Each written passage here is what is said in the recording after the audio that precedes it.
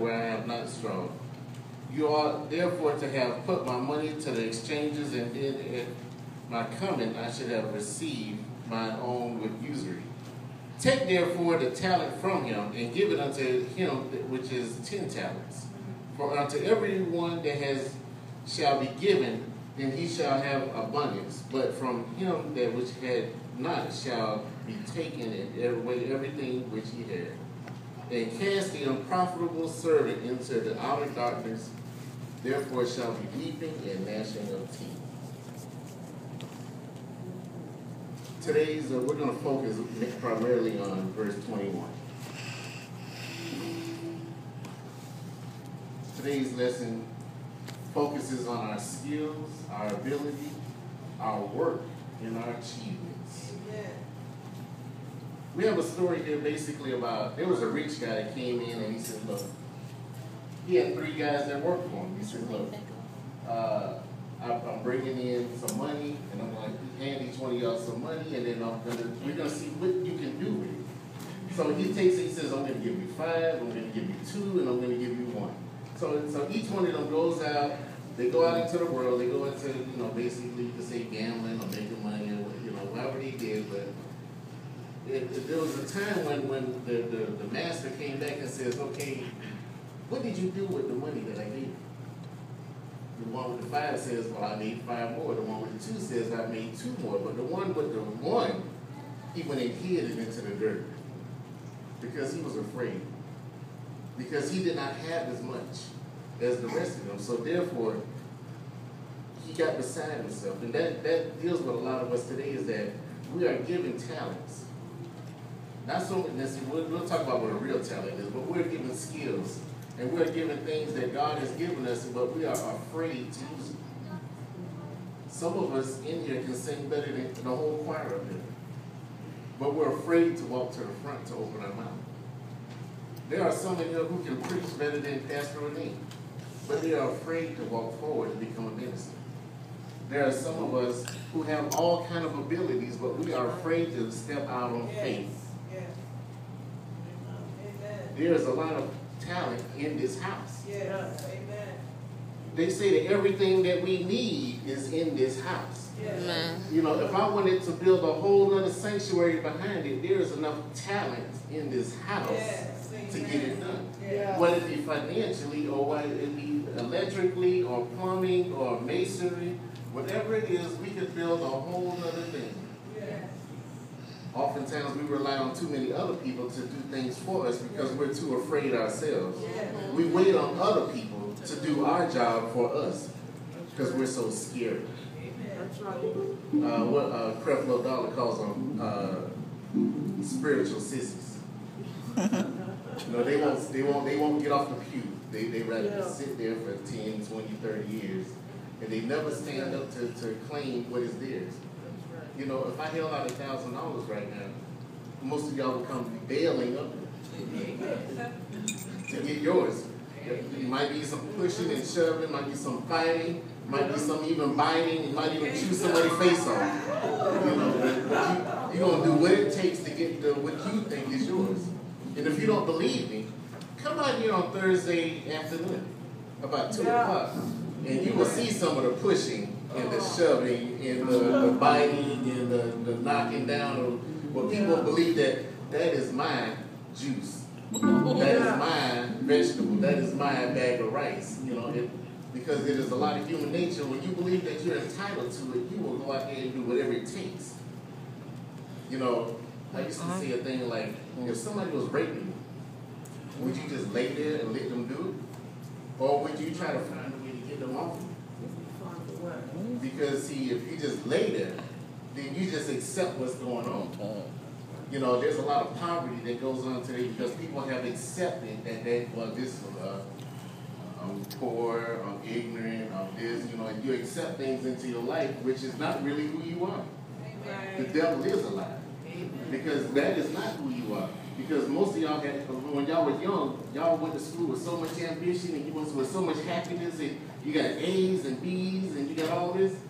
Then when you start getting in middle school, things started changing. Some of them hormones started changing and you started paying attention to the opposite sex. And then you started paying attention to other things, and then by the time you got to high school, the grades didn't look, because see, there was so much enthusiasm in the beginning. But somewhere along the way, you lost track. Yes.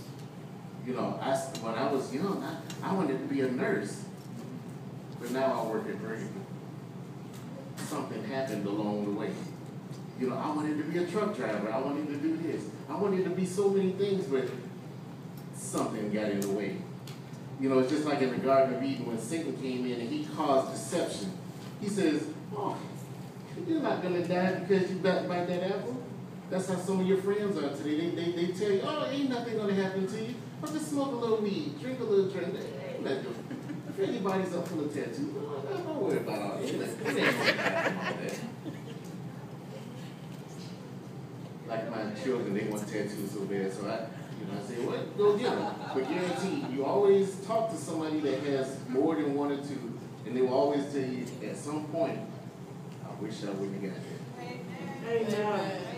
Amen. Because they're going to get their people's name tattooed on this, and you don't even know that person no more. Yeah.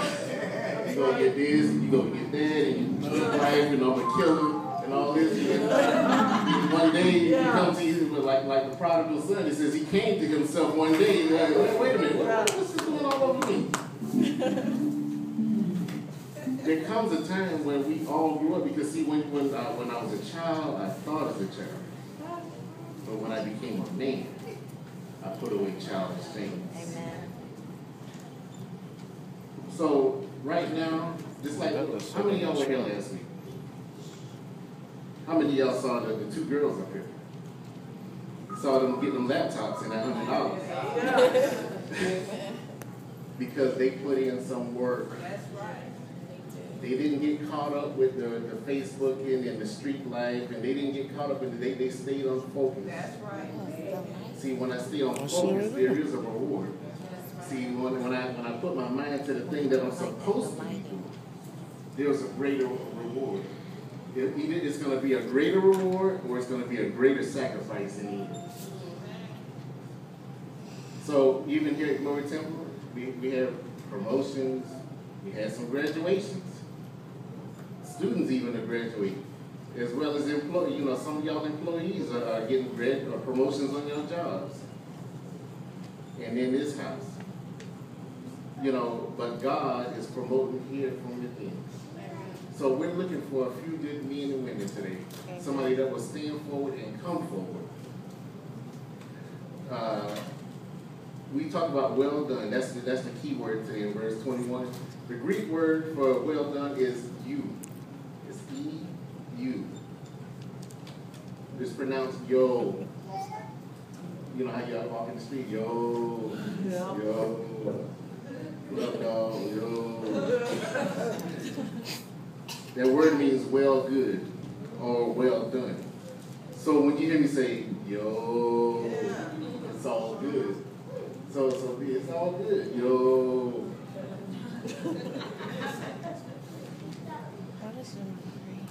Okay, watch this. There are two paths in life. The right way and the wrong way. There's no middle ground. Don't let nobody deceive y'all. Either, because God said himself, he says, either you're with me or you're against me. He didn't say, well, you can, sometime and sometime and some. No, God says either you're with me or you're against me. Amen. There's no fence straddling going on. The right way usually leads to peace, happiness, wealth, wisdom, healing, family, and employment. The wrong way usually leads to mayhem, sadness, poverty, confusion, sickness, loneliness, and unemployment. These are the things that we have to look at in our life. Do you want happiness or do you want sadness in your life?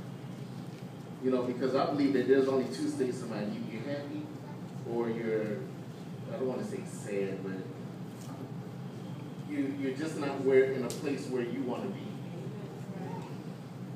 Because it's more than that than just sadness. Somebody turn for me to Genesis chapter 4. I promise you, this will be so fast, I'll be in and out of here.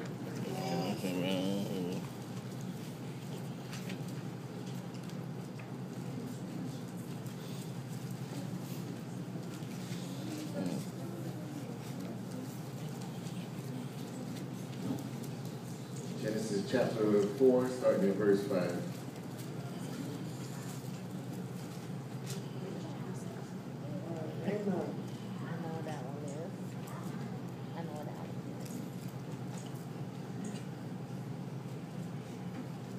We haven't said amen. Amen. Listen to this.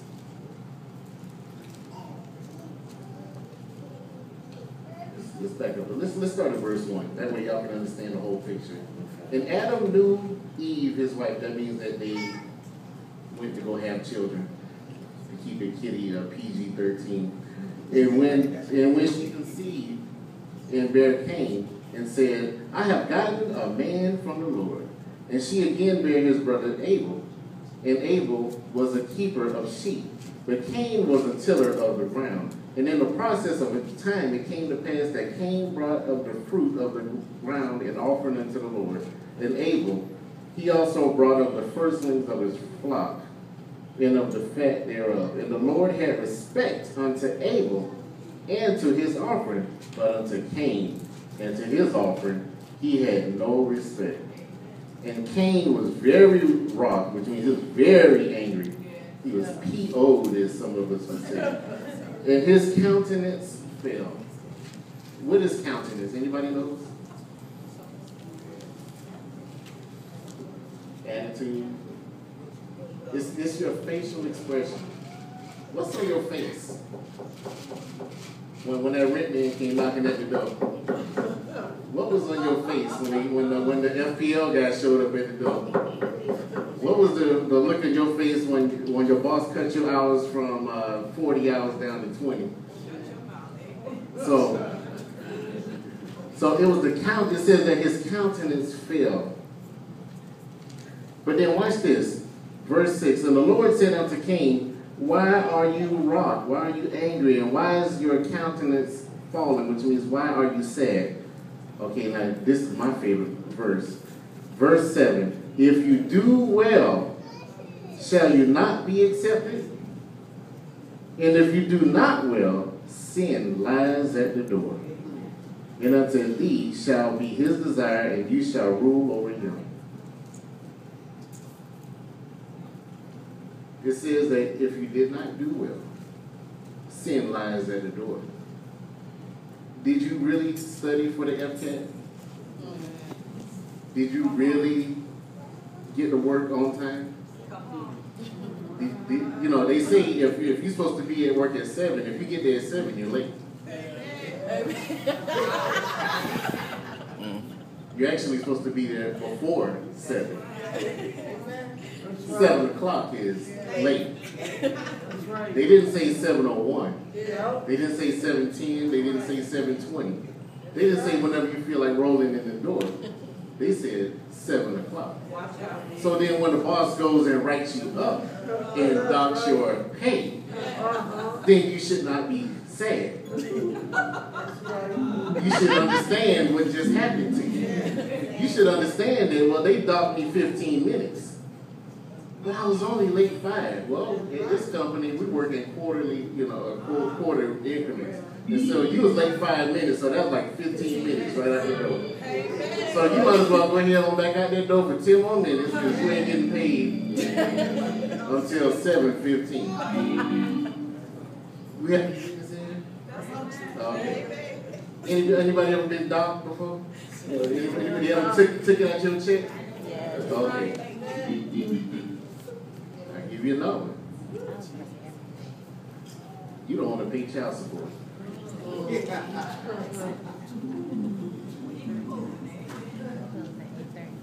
You don't want to pay child support. The way it works is like this. You can lie to those people all you want.